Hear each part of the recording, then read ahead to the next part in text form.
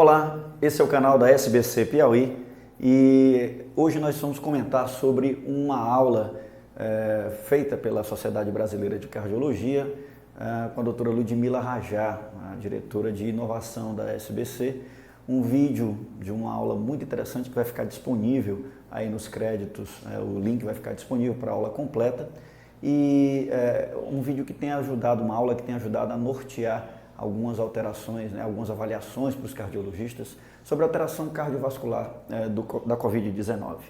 Muito bem, a primeira coisa que nós vamos comentar a respeito disso, fazer um pequeno resumo deste vídeo, é sobre a diferente mortalidade nos países. A mortalidade tem sido diferente. Na Itália, a agressividade do vírus é muito alta e nós temos já uma população quase 15 vezes menor, uma mortalidade absoluta maior. O que é extremamente, mostra que a população também é algo que influencia no grau de mortalidade, uma população mais idosa, num país mais turístico, com maior mobilidade das pessoas e tendo uma mortalidade altíssima, mas provavelmente também as mudanças, as atividades relacionadas à contenção social mais demoradas podem ter trazido essa diferença. Nós vemos em cidades como Bérgamo e as cidades como Lodi tiveram mortalidades bem diferentes. Lá na Itália, a diferença de poucos dias de contenção social.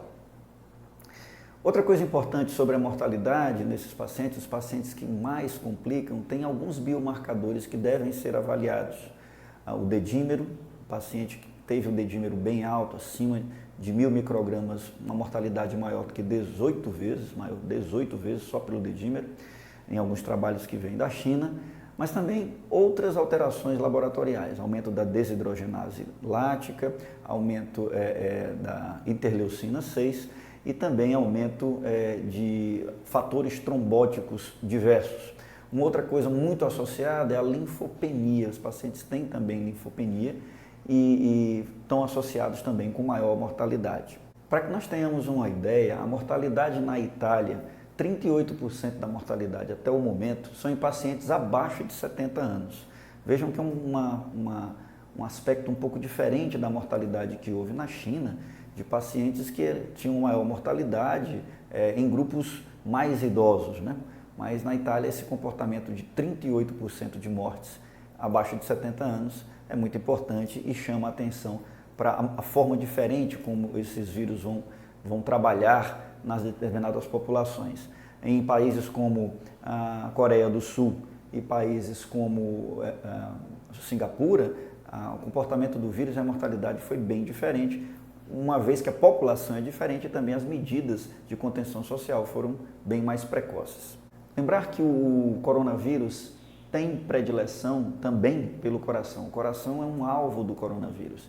E para você ter uma ideia, a mortalidade desses pacientes, os pacientes que evoluem para óbito, boa parte deles morrem por insuficiência respiratória isolada, mas muitos, quase 30%, morrem também com disfunção, com acometimento cardíaco. Lembrar que 10% desses pacientes podem ter doença coronariana, 16% têm arritmias e 7% têm uma miocardite grave, com evolução fatal para alguns desses pacientes. Normalmente a mortalidade é após a segunda semana, onde esses pacientes desenvolvem disfunções múltiplas, além da pulmonar, também cardíaca e renal. Portanto, o ecocardiograma, que é um exame importante hoje já nas UTIs, deve ser um exame provavelmente mais precoce nesses pacientes. É razoável se ter uma avaliação da função sistólica dos pacientes de forma precoce, uma vez que a disfunção cardíaca na infecção pelo Covid-19 é muito importante, além de outros parâmetros já consagrados, como volemia, avaliação do débito cardíaco, etc., que são importantes na beira do leito. Hoje o ecocardiograma já é uma arma do intensivista que ajuda a diferenciar certas condições, sobretudo em pacientes com alterações cardiorrespiratórias. Sobre padrão radiológico, a tomografia de tórax é o melhor exame. No entanto, alguns especialistas da Itália falam para não pedir tomografia de forma indiscriminada. Raio-X, praticamente para todos que tiverem acometimento respiratório, e a tomografia naqueles pacientes que têm maior dúvida ou que precisam de maior ensejo diagnóstico. Uma vez que normalmente os serviços só têm um serviço de tomografia, aquilo ali pela demanda pode não ter uma asepsia adequada e aumentar aquilo ali até ser um foco de infecção. Além do mais, a sobrecarga desses exames inviabiliza o serviço de radiologia dos hospitais, que já é sobrecarregado na grande maioria das vezes. Portanto, raio-x sim para o exame laboratório, para o exame complementar de imagem, e a tomografia vai servir em situações de maior dúvida. Bom, houve uma polêmica também sobre a ventilação não invasiva dos pacientes. Foi indicado que a intubação deve ser precoce, mas em pacientes em locais onde já há ausência de ventiladores mecânicos, houve a sugestão de se fazer ventilação não invasiva, mas desde que guardado o ambiente pelo risco de proliferação de aerossóis, com pressão negativa, proteção completa dos pacientes, máscara full face, o que não é muito bem a realidade do nosso país, mas isso também foi comentado, de forma que a intubação precoce segue sendo uma indicação, mas em situações onde não é possível e que haja essa segurança do ambiente, a ventilação não invasiva pode ser tentada, apesar disso ter sido inicialmente não recomendado nas primeiras publicações. De qualquer forma, são situações muito esporádicas, menos importantes e que não são a realidade do nosso dia a dia, principalmente aqui no Brasil. Os pacientes devem ser, aqueles que necessitem de intubação, devem ser sedados, normalmente ketamina, etomidato e fentanil são drogas de preferência, curarizados também, não optar por midazolam e propofol em virtude da alteração hemodinâmica que eles causam, manter o paciente numa ventilação protetora com baixo volume, platô de pressão no máximo de 30 e um FiO2 suficiente para que o paciente sature em torno de 93, é basicamente isso, e tentar fazer com que o paciente tenha o menor tempo possível de ventilação mecânica, uma vez que uma pneumonia associada à ventilação mecânica ou outras comorbidades podem piorar ainda um quadro que já é bem grave. Uma estratégia interessante para saber se o paciente precisa ou não ser internado num ambiente de terapia intensiva ou semi-intensiva é saber sobre a hipoxemia inicial desse paciente. Basta você fazer a divisão da saturação, do valor da saturação desse paciente, é o que está sendo sugerido, pela fração de O2. Isso é um cálculo que já se faz. Por exemplo, um paciente que chega com um cateter de O2 a 2 litros por minuto, isso dá um FiO2 em torno de 30%, 0,3, e está saturando 90. Você divide o 90 pelo 0,3, vai dar em torno de 300. Abaixo de 320 é um sinal de hipoxemia importante e que esse paciente vai precisar ser levado para um local onde haja terapia intensiva ou pelo menos semi-intensiva.